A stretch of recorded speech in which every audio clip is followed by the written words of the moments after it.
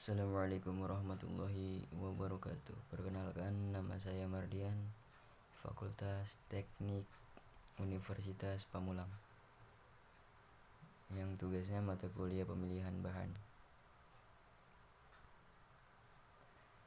Saya akan membahas tentang tembaga. Yang pertama, tujuan pembahasan.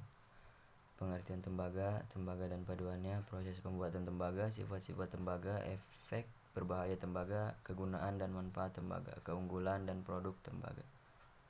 Selanjutnya, sini ada pengertian tembaga.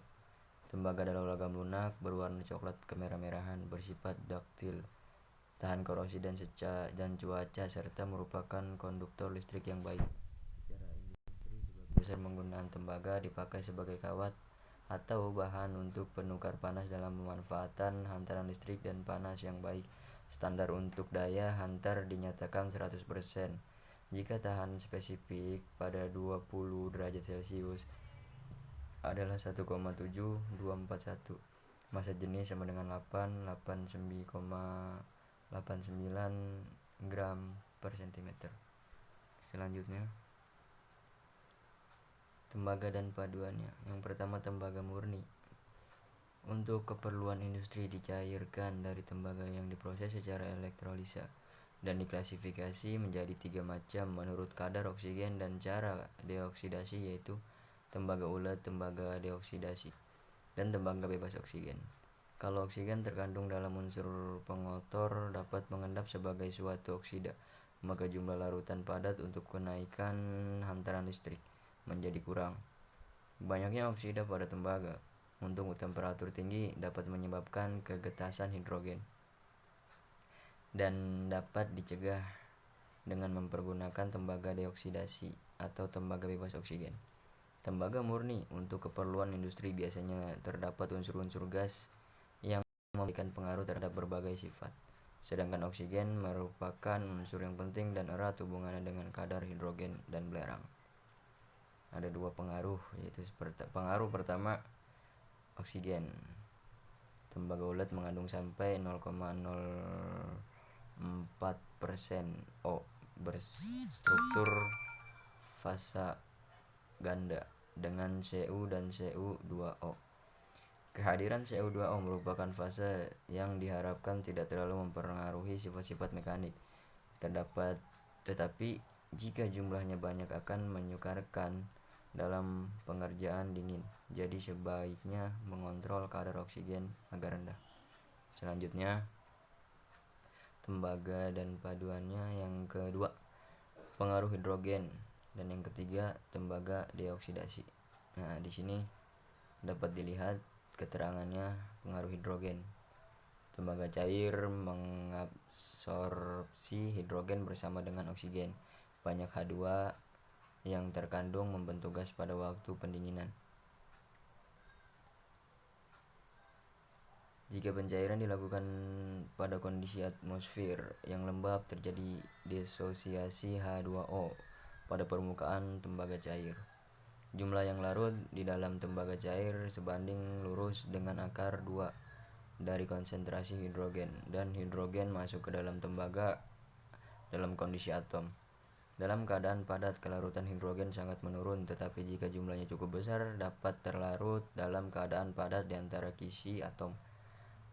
Dalam keadaan padat, terkandung H sebanyak 1/2 sampai 1/3 dari 0 H dalam tembaga yang mengandung O bereaksi dengan Cu2O membentuk H2O dan tidak dapat lagi berada dalam kisi atom dan membentuk gelembung-gelembung yang mengakibatkan berbagai cacat. Tembaga ulet yang mengandung sejumlah O dapat menjadi getas karena pemanasan dalam atmosfer tereduksi. Ini disebut penyakit hidrogen. Yang tembaga deoksidasi itu fosfor sering dipergunakan untuk deoksidasi Cu karena kegetasan yang disebabkan hidrogen merupakan kerugian. Maka tembaga deoksidasi fosfor digunakan untuk pengelasan dan penyolderan. Jumlah P yang diperoleh 0,004 sampai 0,040%, berguna untuk mengurangi konduktivitas listrik. Sebagai tambahan, CaB6 dan Li dipergunakan untuk deoksidasi Li efektif deoksidasi dan untuk hidrogenasi tanpa menyebabkan penurunan hantaran listrik. Maka dengan maksud yang sama dapat dipergunakan juga sebagai tembaga bebas oksigen. Selanjutnya, proses pembuatan tembaga. Nah, di sini dapat dilihat proses pembuatan tembaga atau CU. Biji tembaga dipanaskan dengan udara yang cukup sehingga air terpisah dan oksida logam murni tertinggal. Logam oksida kemudian direduksi melalui pemanasan tanpa udara. Proses ini disebut basamerisasi terhadap Cu. Logam Cu yang didapatkan berupa lelehan. Lantas lelehan Cu itu disembur dengan oksida sulfur. Hasilnya akan menjadi logam beku tapi masih kotor sehingga harus dibersihkan dulu melalui proses elektrolisis.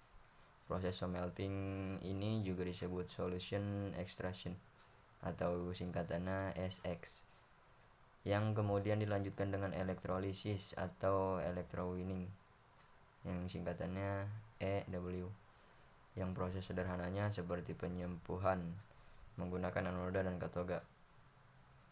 Dari sanalah diperoleh tembaga yang murni. Selanjutnya sifat yang pertama sifat fisika. Tembaga memiliki warna kuning kemerah-merahan. Unsur ini sangat mudah dibentuk lunak sehingga mudah bentuk menjadi pipa lembaran tipis kawat. Bersifat sebagai konduktor panas dan listrik yang bagus untuk aliran elektron. Tembaga bersifat keras bila tidak murni, memiliki titik leleh pada 108,4,62% derajat Celcius. Sedangkan titik didih pada 25,62 derajat Celcius. Nah, yang sifat kimianya, tembaga merupakan unsur yang relatif tidak reaktif sehingga tahan terhadap korosi. Pada udara yang lembab, permukaan tembaga ditutupi oleh suatu lapisan yang berwarna hijau yang menarik dari tembaga karbonat basa CuOH2CO3. Pada suhu sekitar 300 derajat Celcius, tembaga dapat bereaksi dengan oksigen membentuk CuO yang berwarna hitam, sedangkan pada suhu yang lebih tinggi sekitar 1000 derajat Celcius akan membentuk tembaga 1 oksida Cu2O yang berwarna merah. Tembaga tidak diserang oleh air atau uap air dan asam-asam non-oksidator enser seperti HCl enser dan H2SO4 enser. Tetapi HCl pekat dan mendidih, menyerang logam tembaga dan membebaskan gas hidrogen. Tembaga tidak bereaksi dengan alkali, tetapi larut dalam amonia oleh adanya udara membentuk larutan yang berwarna biru dan kompleks Cu NH3 4. Tembaga panas dapat bereaksi dengan uap, belerang, dan halogen. Bereaksi dengan belerang membentuk tembaga 1 sulfida dan tembaga 2 sulfida, dan untuk reaksi dengan halogen membentuk tembaga 1 fluorida. Next, selanjutnya efek berbahaya tembaga bagi kita semua.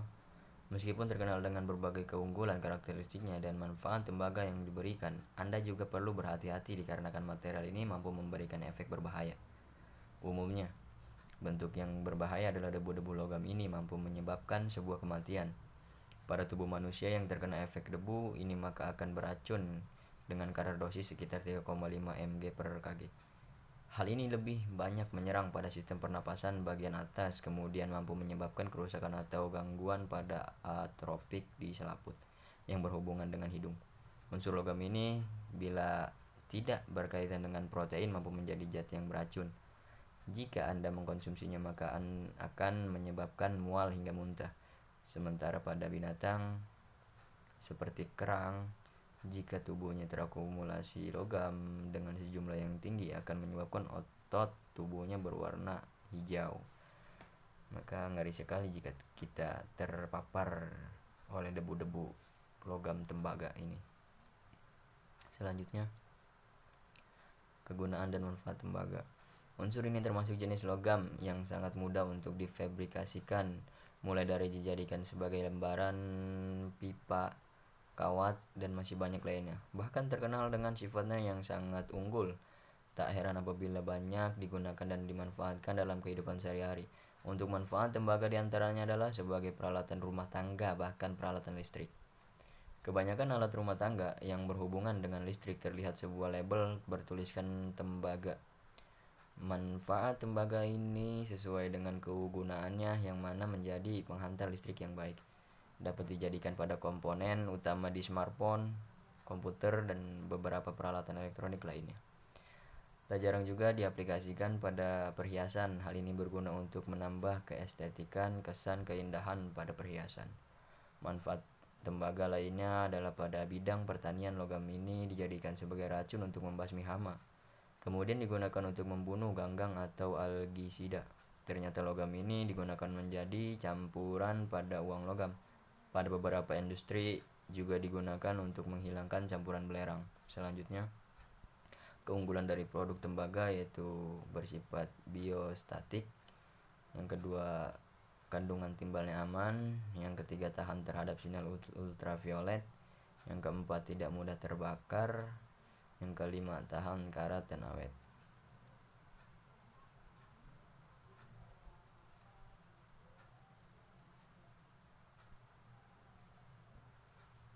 Nah, cukup sekian dan terima kasih dari saya Mardian, yang tugasnya